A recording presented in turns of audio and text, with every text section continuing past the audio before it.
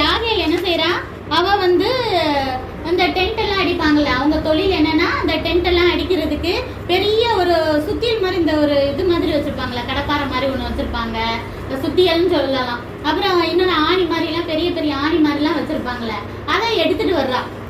இவங்க வந்து இஸ்ரேல் மக்களுக்கு விரோதமா இருக்கிறதுனால இவனை கொன்றணும் அப்படின்னு சொல்லிட்டு யார அந்த வீட்டுக்குள்ள படுத்திருக்க சிசரா நல்லா டயர்டாகி செம்மையா ஆழ்ந்து தூங்கிட்டு இருக்கும் போது என்ன செய்யறா, அவ வந்துட்டு அந்த கூடாரத்தை அடிக்கிறதுக்கு ஆணி மாதிரி பெரிய ஆணி சுத்தியல் இருக்கும்ல, அதை இங்க கொண்டு வந்து இப்படி அவன் நெத்தி பொட்டுல வச்சு ஒரே அடி அடிச்சு பின்னாடி மண்டைக்கு பின்னாடி வர்ற அளவுக்கு அடிச்சு விட்டுறா. அப்ப அவன் என்ன செய்வான், செத்து போயிருவான்ல. சிசரா வந்து செத்து போயிட்டான்.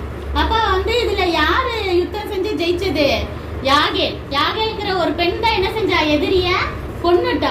அப்ப பாராக்கு அந்த சைடு வர்றான். சிசரா இந்த சைடா வந்தான். அவன் எங்கன்னு கேட்கும் போது ஆமா அவன் உள்ளக்க வந்து பாருங்க அப்படின்னா அவன் செத்து போய் இருக்கான். அப்போ அவ சொல்றான், நான் தான் இந்த மாதிரி கொன்னேன் அப்படின்னு சொல்லிட்டு. அந்த காலத்துல யுத்தத்துல கொல்லுவாங்க, அதனால அது சாதாரண விஷயம்.